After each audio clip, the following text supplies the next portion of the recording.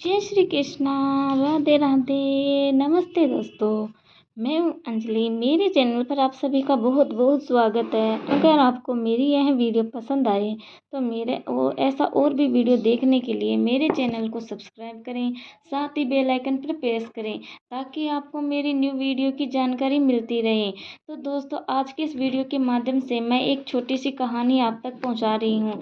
यह छोटी सी कहानी है द्रौपदी की। तो ये आज का इस वीडियो के माध्यम से मैं आप तक बहुत कुछ सिखाती हूँ, तो इसे अंत तक जरूर देखिएगा। तो दोस्तों, वीडियो शुरू करने से पहले आप सभी कमेंट बॉक्स में जय श्री कृष्णा राधे राधे लिख दीजिएगा।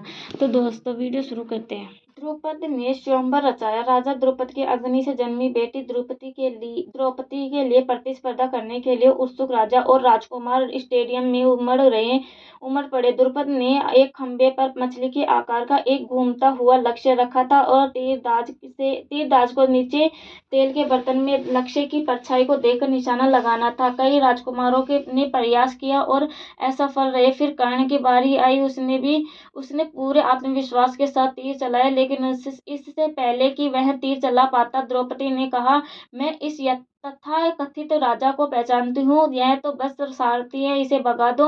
दुर्योधन ने विरोध करते हुए कहा, वह अंग देश का राजा है, उसे प्रतिस्पर्धा करने दो। नहीं, मेरे मित्र कर्ण ने दुर्योधन से कहा, मैं उसे नहीं चाहता। कृष्ण ने पांडवों को पहचान लिया। पांडव द्रौपदी के स्वयंवर में ब्राह्मण बनकर शामिल हुए थे। दर्शकों में से एक राजकुमार कृष्ण थे, जिन्होंने पांडवों को उनके वेश के बावजूद पहचान लिया। देखो, बलराम, कृष्ण ने ब्राह्मणों की ओर इशारा करते हुए अपने भाई से कहा, ये वे पांडव हैं। बलराम ने आश्चर्य से कहा, तो फिर वे आग में नहीं बने? अब हम कुछ महत्वपूर्ण देखेंगे। कुछ कृष्ण ने बड़बड़ाते हुए कहा, अर्जुन निश्चित रूप से द्रुपद की परीक्षा पास करने में सक्षम होगा और फिर चीजें दिलचस्प हो जाएगी, बहुत दिलचस्प। जैसा कि कृष्ण ने भविष्यवाणी की थी, अर्जुन खड़ा हुआ और लक्ष्य की ओर बढ़ा, जबकि भीड़ में आश्चर्य में बड़बड़ाहट हो रही थी कि एक ब्राह्मण प्रतियोगिता में शामिल हो गया है। अर्जुन स्वयंवर में प्रतिस्पर्धा करते हुए जब अर्जुन लक्ष्य के पास पहुंचे तो राजा और राजकुमार चिल्लाने लगे, ब्राह्मणों का प्रवेश वर्जित है। लेकिन द्रौपदी को इस बात की जिज्ञासा थी, इसलिए उसने कोई आपत्ति नहीं की। नहीं, राजा द्रुपद ने। अर्जुन ने द्रुपद को धन्यवाद दिया और द्रौपदी की ओर देखकर मुस्कुराया। फिर उसने अपना धनुष उठाया और तेल से प्रतिबंधित लक्ष्य को देखते हुए निशाना साधा। अर्जुन ने एक ही नहीं बल्कि 5 बाण चलाए और हर बार लक्ष्य पर लगे।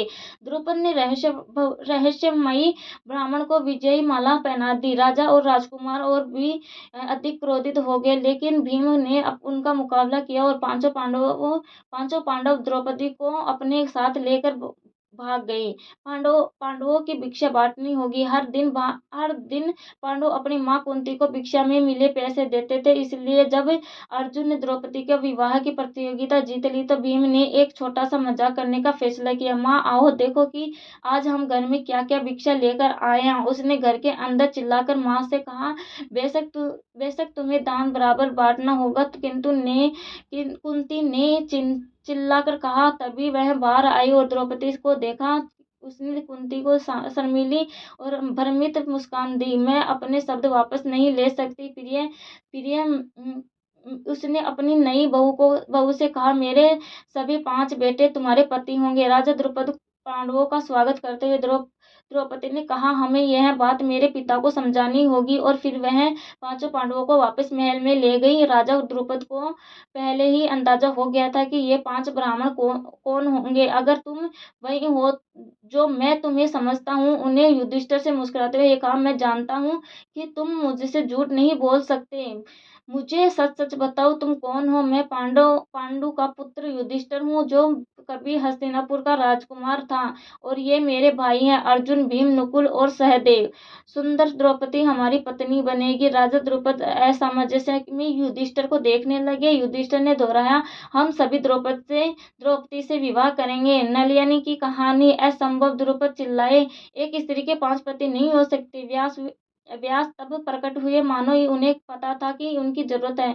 मैं समझा सकता हूँ। उन्होंने अपने पुत्रों की ओर मुस्कुराते हुए कहा, यह द्रौपदी का भाग्य है। पिछले जन्म में यह नल यनी थी, जिसका विवाह ऋषि मौदगल्य से हुआ था। इसकी भक्ति के कारण मौदगल्य ने उसे वरदान देने की पेशकश की। उसने उससे 5 अलग-अलग रूपों में उससे प्रेम करने के लिए कहा और उन्हें ऐसा किया। बाद में जब मौदगल्य ने संसार त्याग दिया, नलिनी निराश हो गई। मुझे मेरा पति पति पति चाहिए। उसने मौदगल्य के 5 रूपों के बारे में सोचते हुए आह भरी। देवता अब उसकी पूरी इच्छा करेंगे। शिव ने एक महिला की प्रार्थना पूरी की। द्रौपदी के पिछले जीवन के बारे में एक और कहानी यहाँ दी गई है। वह एक पति विहीन स्त्री थी, इसलिए उसने शिव से प्रार्थना की कि उसने कहा कि मुझे ऐसा पति दो जो हमेशा सच बोलता हो, मुझे ऐसा पति दो जो शक्तिशाली और मजबूत हो, एक कुशल और निडर पति, एक सुंदर पति, एक बुद्धिमान पति। फिर वह शिव प्रकट हुए। उन्होंने कहा, तुम्हारी प्रार्थना स्वीकार करूंगा, लेकिन तुम्हारे 5 पति होंगे, एक नहीं। ऐसा नहीं हो सकता कि एक ही पति में वे सभी गुण हो जो तुम चाहती हो। भगवान में वे सभी गुण हैं, लेकिन तुम उन्हें अकेले एक आदमी में नहीं पा सकती। द्रौपदी का 5 पांडवों से विवाह है। व्यास द्वारा आश्वस्त किए जाने पर द्रौपदी ने अपनी स्वीकृति दे दी। द्रौपदी ने सबसे पहले युधिष्ठिर से विवाह किया, उसके बाद उसने भीम से विवाह किया, फिर अर्जुन से। उसने वास्तव में उसे स्वयंवर जीता था। अंत में उसने नकुल और सहदेव से भी विवाह किया। द्रौपदी ने सहमति जताई कि वह बारी बारी से प्रत्येक पांडव के साथ 1 वर्ष बिताएगी। यदि कोई भी भाई इस व्यवस्था का उल्लंघन करता है तो उसे अपने आप को मुक्त करने के लिए तीर्थ यात्रा पूरी करके वनवास जाना होगा। इस बीच इस घटनाओं की खबर हस्तिनापुर में राजा धृतराष्ट्र और उनके बेटे दुर्योधन तक पहुंच गई। आखिरकार पांडव मेरे नहीं थे। इससे भी बुरी बात यह थी कि वे द्रुपद के विवाहित मित्र थे। राजा धृतराज और विचार विमर्श करते हैं। राजा धृतराष्ट्र राजा द्रुपद के साथ पांडवों के इस नए गठबंधन से चिंतित थे। धृतराज कहा, द्रौपदी ने द्रोण को राज्य का विभाजन करवाने के लिए कभी माफ नहीं किया और अब मेरे भतीजे उनके दामाद बन गए। द्रोण ने कहा, यह सचमुच एक खतरनाक गठबंधन है। द्रुपद का अपना पुत्र धृष्टद्युम्न एक दुर्जय योद्धा है, लेकिन भीष्म और धृतराज ने से अपने भतीजों के साथ शांति स्थापित करने का आग्रह किया। आपको उन्हें वारणावत नहीं भेजना चाहिए था। विदुर को उनके विवाह पर बधाई देने और उन्हें हस्तिनापुर वापस बुलाने जाना चाहिए। महाराजा धृतराज ने अंततः निर्णय लिया। पांडवों के घर लौटने का समय आ गया। पांडवों ने सावधानी पूर्वक अपने चाचा द्रुपद ने राज्य की सुरक्षा छोड़कर हस्तिनापुर लौटने का निमंत्रण स्वीकार कर लिया। राजा धृतराष्ट्र ने उनसे कहा, अपने राज्य को अपने बेटे और तुम्हारे बीच बांटने का फैसला किया है। जो मेरे भाई के बेटे हैं, तुम्हारा आधा हिस्सा खांडवप्रस्थ नामक भूमि होगी, वह तुम्हारा राज्य होगा। हालांकि खांडवप्रस्थ एक निर्जल स्थान था। भीम चिल्लाया, हमारे चाचा हमें मरने के लिए एक बंजरे रेगिस्तान में भेज रहे हैं। युधिष्ठिर ने आत्मविश्वास से कहा, चिंता मत करो, हम इसे एक महान राज्य बनाएंगे। पांडवों ने भूमि को साफ किया और एक सुंदर राजधानी बनाई। उन्होंने अपने राज्य का नाम इंद्रप्रस्थ रखा। खांडव वन में एक ब्राह्मण अर्जुन और कृष्ण के पास आया। उसने कहा, मुझे भोजन कराओ। फिर उसने खुद को अग्नि देवता के रूप में प्रकट किया। इंद्र की बारिश को दूर भगाओ ताकि मैं जानवरों की चर्बी खा सकूं।